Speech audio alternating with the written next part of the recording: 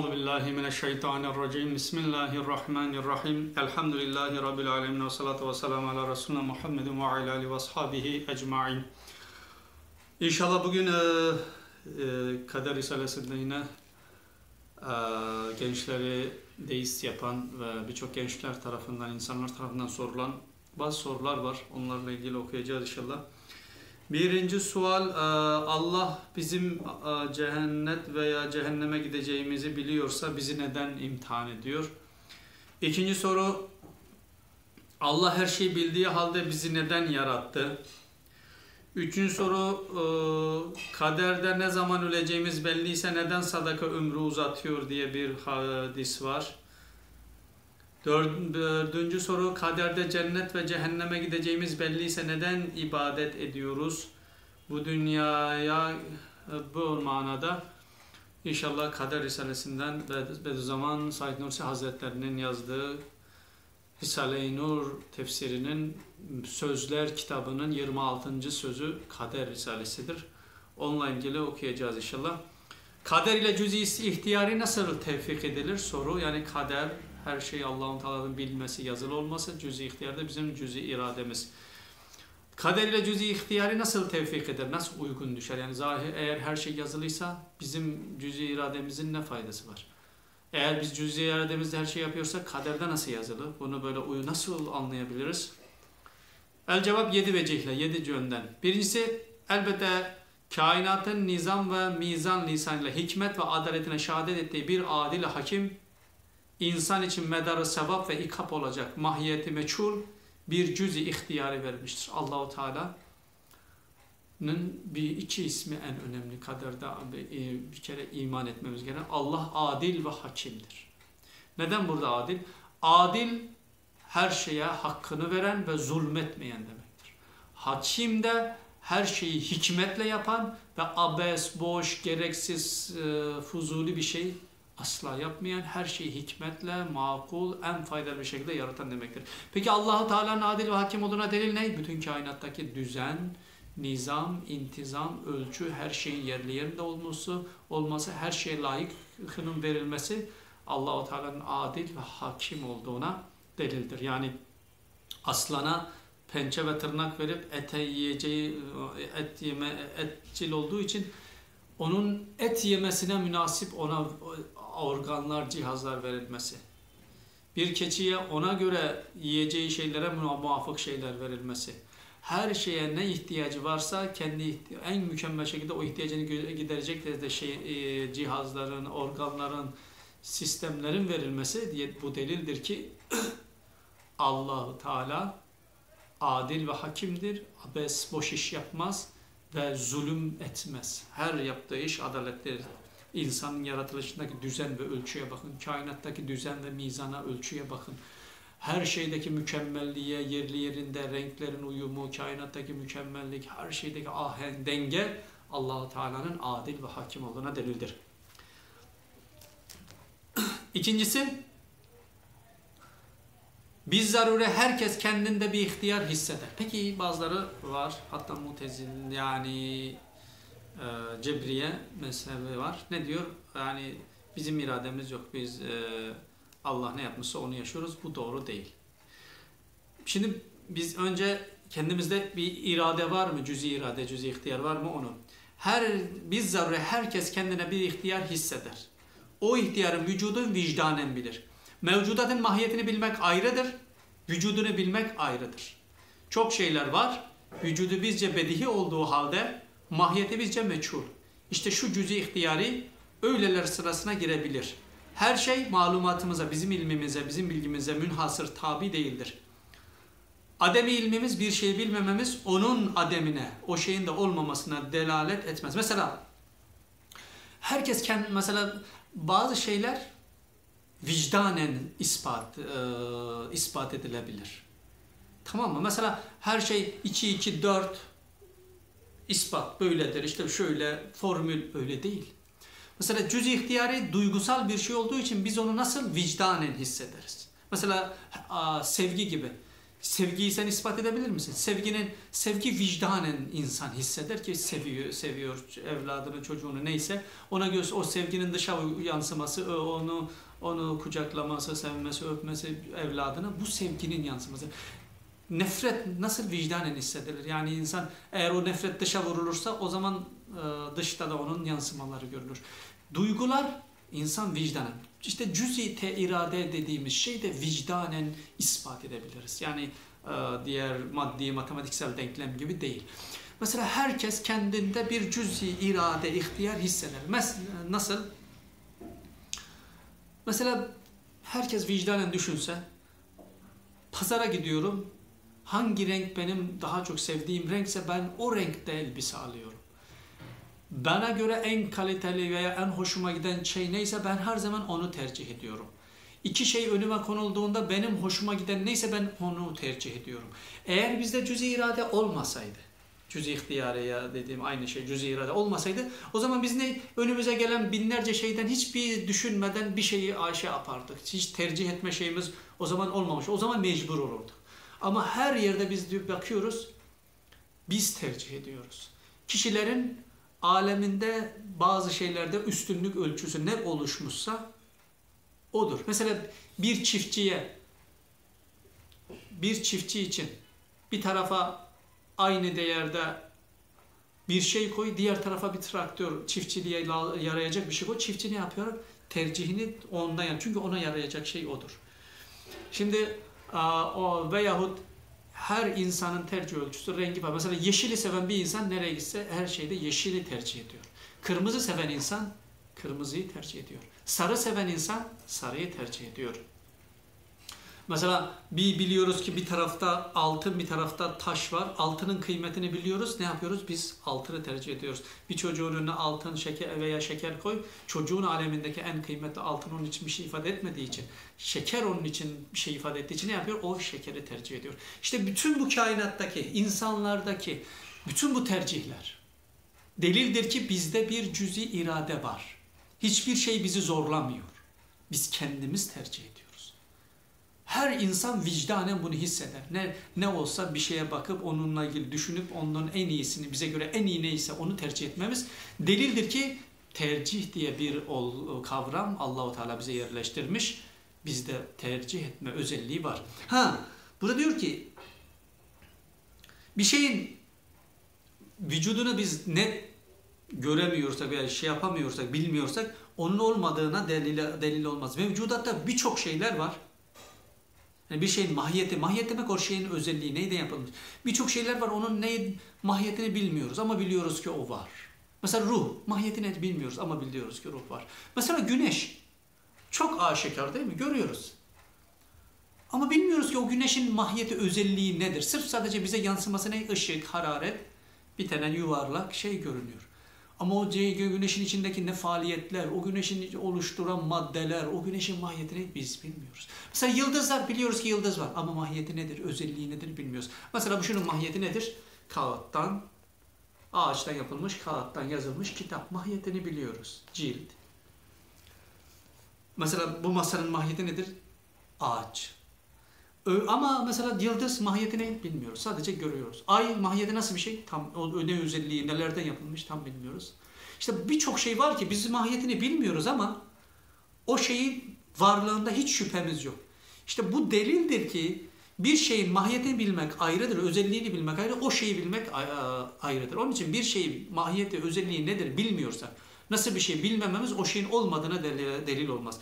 İşte bizim cüz-i irade dediğimiz, cüz-i ihtiyari denen burada, bizim de cüz-i irade dediğimiz şey bunların hükmünde. Yani vicdanen hissediyoruz ki bu şey var. Ama nasıl bir şey, neyden yapılmış, özelliği ne tam bilmiyorum. Sadece bildiğimiz tercih etme özelliği var. Bizim algılarımız, bizim üstünlüğümüz, üstünlük alemimizde varsa ona göre biz onu tercih etme şeyine, işte bu cüz-i iradedir. Demek ki herkes vicdanen hisseder ki cüz-i irade her insanda var. Bu bir. İki, yani biri Allah'ın adil ve hakim olması. İki, herkes vicdanen hisseder ki kendi tercih ediyor. Bir zorlama yok. Üçüncüsü, cüz-i ihtiyari kadere münafi değil. Yani cüz-i ihtiyari, bizim tercihimiz, cüz-i irademiz kadere zıt değil. Belki kader ihtiyarı teyit eder. Çünkü kader ilmi ilahinin bir nevidir. İlmi ilahi ihtiyarımıza taalluk etmiş.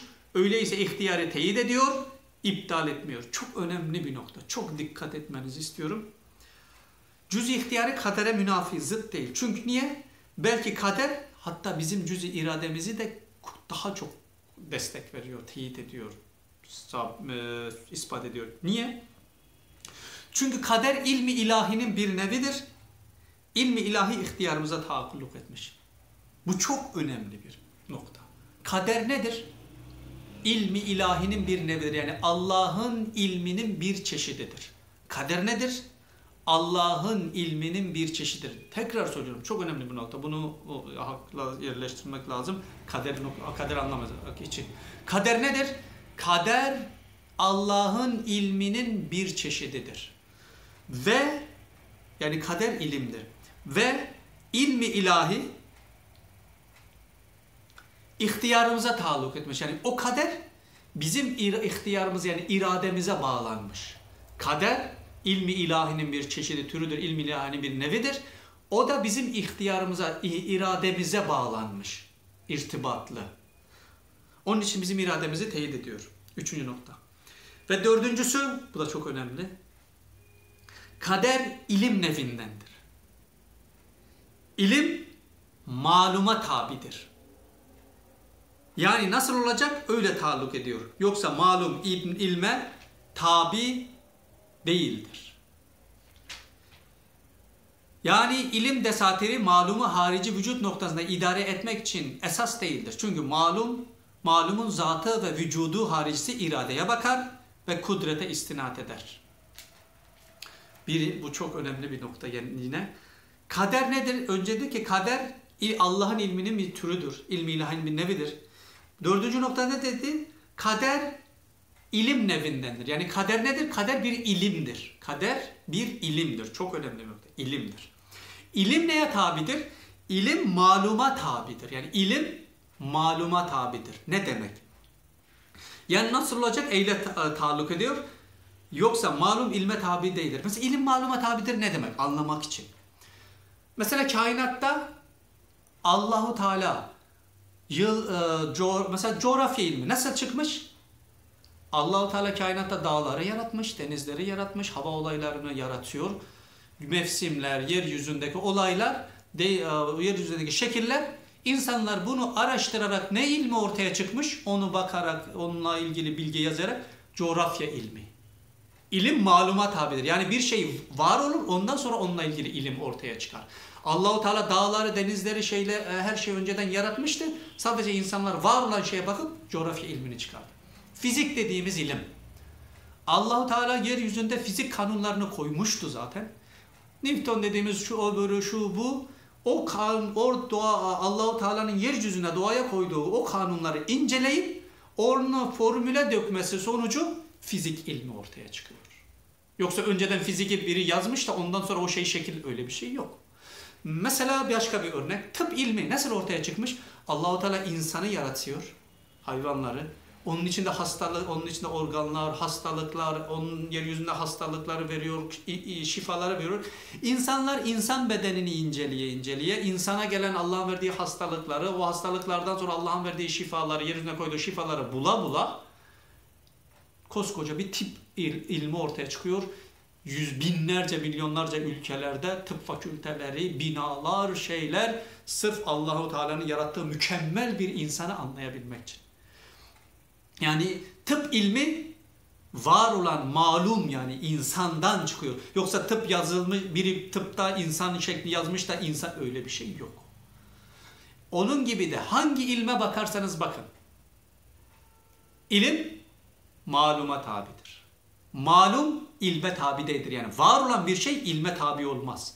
Yani bir şey ilimle var olan şeyi değiştiremezsiniz. Mesela siz deseniz ki ya işte coğrafyada böyle yazıyor, coğrafya böyledir. Ben şunu değiştirdim, şurada şu da olmasın, şurada olsun. Orada yazmayla o da oradan kalkıp başka yere gitmez. Veya tıpta işte ya bir AIDS diye bir şey var insanda, ben yazıyorum ki tıp tarihinde AIDS diye bir şey yoktur. Bunu demeyle AIDS hastalığı veya başka bir hastalık yok olmaz. Çünkü ilim maluma tabidir. Malum ilme tabi değildir. Bir şey var olur, ondan sonra onunla ilgili ilim çıkar. Mesela güneş her gün doğuyor ve her gün batıyor. Allah-u Teala ona bir zaman tayin etmiş. İnsanlar ona baka baka bir yıllık takvimini yapabiliyor. Çünkü malum bir şey. Şimdi siz deseniz ki ya sabah namazı bugün çok yorgunum. Hadi ben burada takvimime yazayım ki sabah namazı güneş bugün 8'de doğsun, 10'da doğsun. Ben de ta namazımı kaçırmadan kılayım. Sizin yazmanızda güneş değişmez. Çünkü takvim güneşin ilmidir, kaderidir diyelim. İlim maluma tabidir, var olana tabidir. Malum ilme tabi değildir. Yani ilim var olan bir şey değiştirmeye gücü yoktur. Sadece var olan şeyden çıkmış bir şey ilimdir, bir bilgidir. Onun için dedi ki Allahu Teala'nın kader nedir? Allah'ın ilminden bir ilimdir. İlim bir çeşit ilimdir. Eğer ilim maluma tabi ise, malum ilme tabi değilse, o zaman kader de ilim olduğuna göre kader neye tabidir? Dedi ya, ihtiyarımıza taalluk etmiş, bizim irademize tabidir. Yani haşa, Allahu Teala kaderde her şeyi yazmış da biz oynuyoruz değil.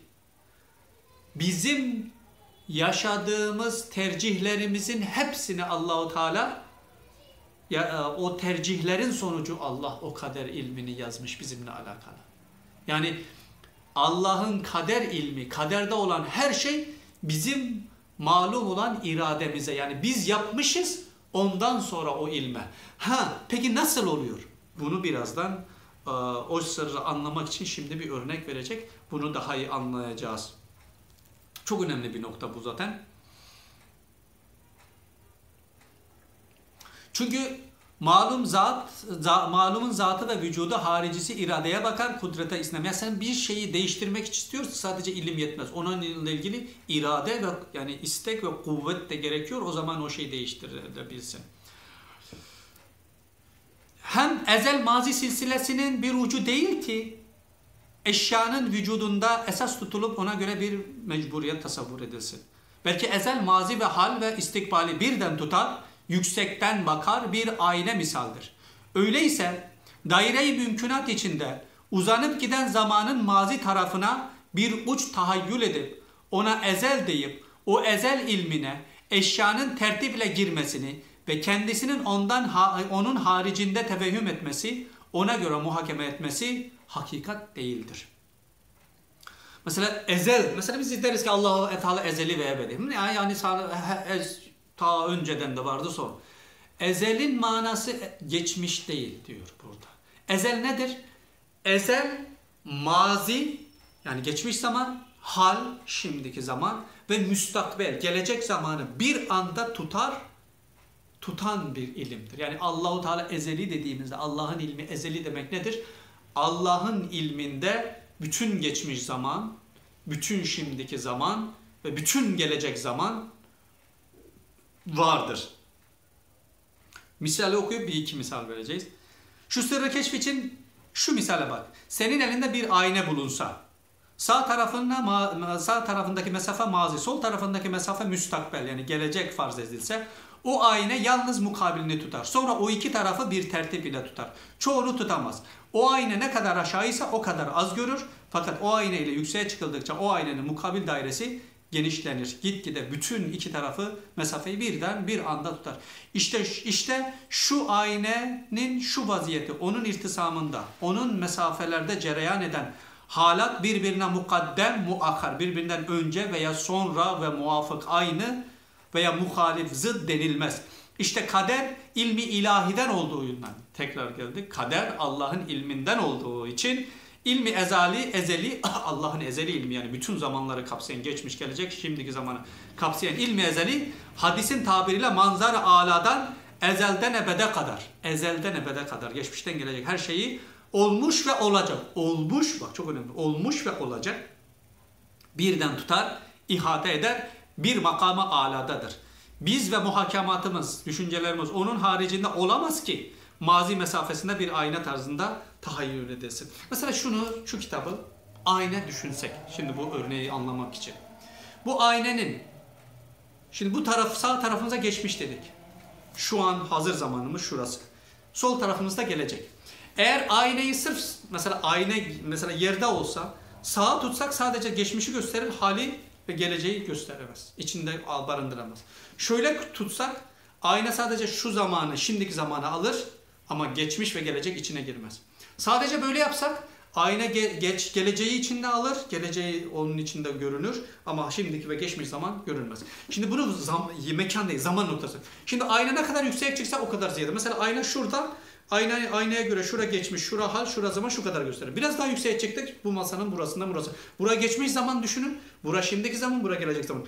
Aynayı en yükseğe, evin üstüne çıkarsak bütün odayı bir ucunu geçmiş zaman olarak düşünün ama alırsak bir ucunu gelecek zaman ve hal hepsini bir anda. Aynayı bütün bir gökyüzüne çıkarsak bütün şehri, daha yukarı çıksak bütün ülkeyi, daha yukarı çıksak bütün dünyayı.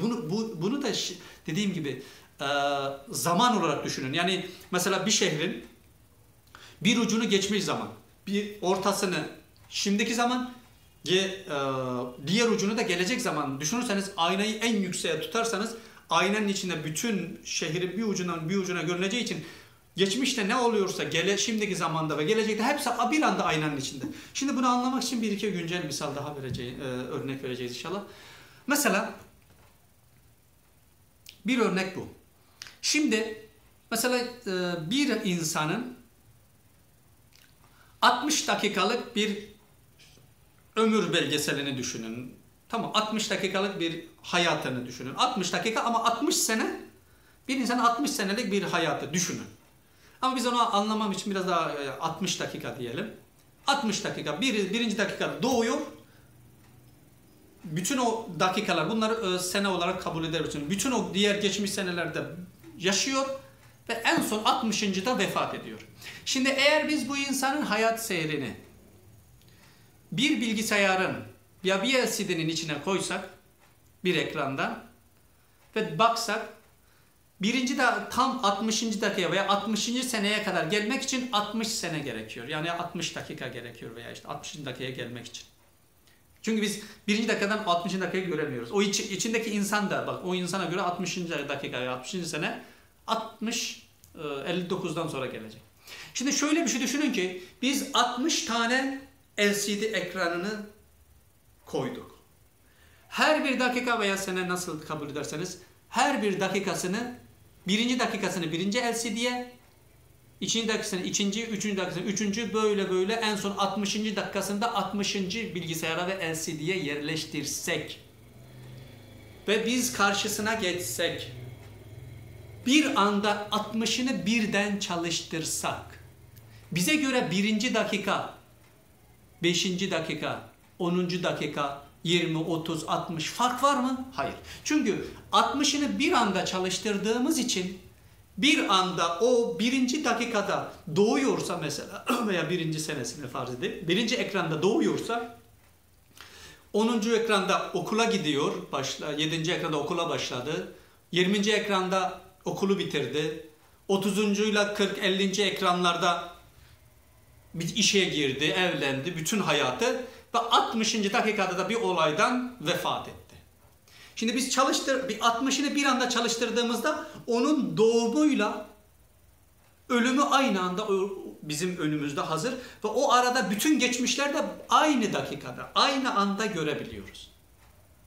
Yani bunu o zaman biz diyemeyiz ki ya bizim için birinci dakika, 60. dakika, bu önce, bu sonra, bu arada, öyle bir şey bizim için fark etmiyor o zaman. 60. dakika bir anda. Şimdi bunu Allah'ın ilmini anlamak için, Allah için geçmiş ve gelecek ve şimdi diye bir kavram yok. Yani mesela ben kendimi düşünürsem veya bir insanı benim şu an doğumum, bana göre doğmuşum 35 yıl önce, ama şu an benim doğumum Allah'ın huzurunda gerçekleşiyor. Bakın, olmuş demiyorum. Bana göre olmuş görünüyor. Allah'ın huzurunda şu an benim doğuyorum. 7 yaşında okuluma başlıyorum. Şu an yapıyorum. 12 yaşında mesela diyelim ki 5. sınıfı bitiriyorum. 14 yaşında ortaokulu bitiriyorum. 18 yaşında liseyi bitiriyorum. Bitirdim değil, bitiriyorum. Şu an oluyor. İşte ondan sonra üniversiteye başlıyorum. Üniversiteyi bitiriyorum. Ondan sonra bu hayat seyrimde kaç yıl, mesela diyelim 60 yıl ya 70 yıl yaşayacağım mesela, Allah bilir. Mesela o bundan sonraki şu anki ben sana ders yapıyorum, şu an yapıyorum ve bundan sonra ne yapacaksam onlar ve şu an Allah'ın huzurunda o yaptıklarımı da yapıyorum ve şu an ölümüm de gelmişse şu an ölüyorum. Yani Allah için önce, sonra, şu an diye bir mana yok. Ben şu an aynı doğarken aynı zamanda Allah'ın huzurunda bütün hayat seyrimle beraber ölüyorum. Dedim ya, o videodaki şey gibi 1. dakikayla 60. dakikada aradaki her şeyi bir anda biz gördüğümüz gibi Allahu Teala da bütün kainatta olacak her şey hazır. Mesela şu an yani anlamak biraz zor ama biraz hayalle anlaşılabilir işler düşünerek, şu an Allah'ın huzurunda dünya kuruluyor. Kainat yaratılıyor. Bak demiyorum yaratıldı. Şu an Allah'ın huzurunda kainatın yaratılması ilminde oluyor ve şu an kıyamet Allah'ın ilminde gerçekleşiyor ve o aradaki bütün zamanlar Allah'ın huzurunda şu an ilminde gerçekleşiyor. Allah için önce sonra diye bir kavram yoktur. İşte dedi ki Allah, peki ya ben her şeyi dedik ya, kader ilimdir, ilim maluma tabidir. O zaman yani işte biz anlamadığımız, Allah her şeyi biliyorsa benim tercihimin ne şeyi var burada sorulduğu gibi, veya ben tercih ediyorsam Allah nasıl biliyor? İşte Allah'ın ilminde geçmiş, gelecek, şimdi diye bir kavram olmadığı için, bütün zamanlar onun huzurunda olduğu için, mesela Allah'ın huzurunda ben daha doğmadan Allah'ın huzurunda benim doğumum gerçekleşiyor. Mesela şu an ben sonraki hayatım ne bilmiyorum. Ama Allah'ın huzurunda gerçekleşiyor ki, dedik ya ilim maluma tabidir. Yani Allah kaderi, biz ne yapmışsak onu yazıyor. Biz ne tercih etmişsek onu yazıyor. Mesela diyor ki şu zamanda doğdu. Allah'ın huzurunda doğuyor. Ondan sonra şu ömürde şu tercihi yaptı. 5 yaşında şu tercihi yaptı. 7 yaşında şu tercihler yaptı. 10 yaşında şu tercihleri yaptım mesela. 20, 30, 40, 50, 60, 70. O arada bütün tercihlerim daha ben çocuğu doğmadan Allah'ın huzurunda gerçekleşiyor ve Allah ona göre yazmış. Yani Allah yazdığı için ben yaşamamışım. Benim tercihlerimi Allah'ın huzurunda gerçekleştiği için, mesela dedik ki o LCD'deki, mesela ben LCD'ye baksam desem ki birinci ekranda işte hepsini bir anda görsem diyeceğim şurada, desem ki şurada şunu yaptı, şurada öldü. Benim dediğim için veya benim şey ettiğim için değil. O zaten yaptığını benim huzurumda bir anda, ona mesela o LCD'nin içindeki insana göre 60 yıl sonra 60 yıl sonra gelecek veya 60 dakika sonra gelecek. Ama benim için, ben dışarıdan o mesela LCD'nin içine, o filmin içine zaman, o hayatın içine, onun dışındakini zamanın dışı düşünün. Benim için onun doğmasıyla ölmesi arasında bir zaman farkı yok. Bir anda benim önümde gerçekleşiyor. O arada yaptıkları bütün tercihler benim için bir anda. Onun için Allahu Teala'nın bir özelliği ne diyoruz? Allah zamandan münezzehtir. Yani Allah zamanın dışındadır. Zamanı yaratan Allah'tır. Onun için biz zaman içinde olan her şey ölümlüdür ve ölümlüdür ve ölüme tabidir. Ama zaman dışında olan bir şey ölümsüzdür. İşte zaman dışında yalnız Allah olduğu için, zamanı yaratan Allah olduğu için Allah onun için ölümsüzdür. Ve Allah zaman içindeki, mesela şu alanı zaman düşünün. Dışarıdaki biri şu alanda bütün gerçekleşen olayları, bütün zaman seyrini bir anda görür. Allah zamanın dışında olduğu için bizim, yani Allah'ın huzurunda kıyamet dedik ya, dünyanın kuruluşu da gerçekleşiyor. O aradaki bütün olaylar ve kıyametin şu an oluyor. Şu an cennette hazır. Şu an her şey. Benim şu an doğumum, bütün aradaki tercihlerim ve sonra ne kadar yaşayacaksam, ne kadar tercih yaparsam onlar Allah'ın huzurunda hazır. Ve ölümüm hazır olduğu için Allah benim oradaki yaptığım tercihlere ve nerede ne yaptığıma bakarak Allah benim kaderimi öyle yazıyor. Onun için yani kader iradeye zıt değil. Yani Allah nasıl biliyor? Allah için zaman yok. Her şey onun huzurunda bir anda hazır olduğu için benim bütün tercihlerim Allah tercihlerime göre yazıyor. Onun için dedik ya, ilim maluma tabidir. Bir şey var olur, ondan sonra o ilim çıkar. Kader ilim olduğuna göre. Benim kaderimde benim Allah'ın Teala'nın benimle alakalı ilmi olduğuna göre, kader ilim de maluma tabi olduğuna, malum nedir? Benim hayatımda yaptığım tercihler ve yaşamım malumdur. Kader de benim o yaptığım tercihler ve malumlar neticesinde yazılmış bir ilimdir. Onun için Allahu Teala'nın her şeyi bilmesi benim tercihlerimi etkilemiyor. Çünkü benim tercihlerim sonucunda Allahu Teala o şeyleri, tercihlerimi gördüğü için, bildiği için o tercihlerimi sadece yazıyor. Mesela bunu anlamak için bir örnek daha verebiliriz. Mesela şimdi ben farz edin bir zaman makinesi yaptım ve 100 yıl sonraya gittim. 100 yıl sonra o zamanın en meşhur birinin hayatını baktım, çocukluğundan takip ettim. Doğumunu dedim ki şu tarihte, şu evde şöyle bir çocuk doğdu, şu özellikte. Sonra şöyle yaptı, şurada şu okula gitti, şurada şu tercihi yaptı, şurada şunu yaptı, şu ömürde, şurada en son bu mesela 60 şu mu ömre geldi, vefat etti diye bir kitap yazsam. Tamam mı? Sonra da dönüp gelsem. 100 yıl sonra biri hasbelkader o benim yazdığım onunla alakalı bütün onun hayat seyriyle alakalı o kitabı alsa eline. Dese ki şu tarihte bir çocuk doğdu. Gitse o zaman oraya doğdu. Ondan sonra onun bütün hayat seyrini önce okuyup ondan sonra orada da görse nedir? Benim yazdığım için mi o yaşadı? Onun yaşadığı için mi ben yazdım? Benim yazdığım için o yaşamadı. Sadece ben onun hayat seyrini, bütün hayat seyrini takip edip bildiğim için onun tercihlerini yazdım ve o kitapta onun kaderi gibi olmuş oldu. Onun için Allahu Teala yazdığı için biz yapmıyoruz. Yapmaya mecbur olmuyoruz. Biz yaptığımız tercihleri Allahu Teala yazıyor. Anlaşıldı mı yani? Mesela onun için bir şey mesela o defterdeki mesela dedim ya ben zamansıyla yazdım. Mesela ondaki bir şey birinin değiştirmesiyle veya benim başka bir şey kafama göre yazmayla onun o hayatına etki etmez. Çünkü ben sadece onun hayatını yazmışım. Onun için dedik ya benim şu an doğumum, şu anki bütün hayat, geçmiş bütün hayatım ve gelecek ne kadar varsa bütün hayatım ve bütün ölümüme kadar her şeyim bir anda diyorum bak önce sonra değil. Bir anda hazır olduğu için Allahu Teala onu görüp bildiği için ona göre yazıyor. Yani Allah için dün, bugün, yarın, önceki sene, bu sene, gelecek sene, 10 sene önce, 10 sene öyle bir kavram yok. Allah zamandan münezzeh olduğu için, bütün zamanları yaratan olduğu için ve her şey zamanın dışından her şeyi gördüğü için o yüksekten bakan ayna gibi dedik ya, gördüğü için Allah için dün, bugün, yarın bir anda gerçekleşiyor. Geçen sene, bu sene, gelecek sene bir anda şu an gerçekleşiyor. 100 sene önce şu an, 100 sene sonra bir anda gerçekleşiyor. 1000 sene önce şu an, 1000 sene sonra şu an aynı anda oluyor. Dünyanın yaratılışı şu an ve dünyanın kıyametin kopuşu şu an bir anda gerçekleşiyor. İşte çok önemli nokta bu. İnsanlar yani bu kaderi anlamamasının nedeni yani haşa sanıyor ki Allah yazmış biz onu öyle değil. Allah'ın bu bir kader ilim olduğunu anlamamız ve ilim maluma tabidir ve ilim bir şeyi değiştiremez.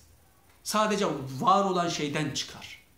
O fen misallerindeki gibi. Onun için kader de bizim ilmimiz yani bizimle alakalı bir ilim olduğuna göre Allah'ın ilmi bir ilim olduğuna göre kader bizim yaptığımız tercihlerden çıkıyor. Onun için Allah yani her şeyi biliyorsa o zaman bizi niye yarattı ya cennete cehenneme gidip Allahu Teala bize irade verdi. Ve Allahu Teala'nın huzurunda bütün zamanları Allahu Teala bize müdahale etmiyor. Sadece bize hakkı gösteriyor, batılı gösteriyor. Ondan sonra irademize bırakıyor. Onun için Allahu Teala'nın huzurunda ne? Mesela bir insan iradesini güzelle kullandı. Şu her yerde tercihlerini güzel yaptı ve cennete hak ettiyse eğer kaderinde ona göre o tercihlerle beraber cennete hak etti.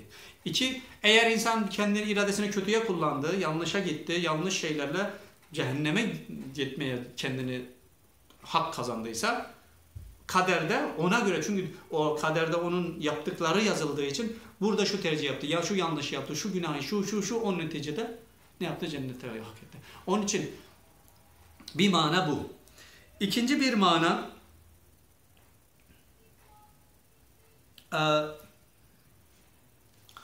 yani Allahu Teala'nın dedik ya yani bizi yani yazıp da mesela insanlar şöyle söylüyor. Allahu Teala işte yazmış kaderde şu cennete şu cehenneme gidecek. Onun için biz de gidiyoruz. O zaman bizim yaratılmamızı bizi niye yarattı Allahu Teala? Yani bize imtihanı niye verdi?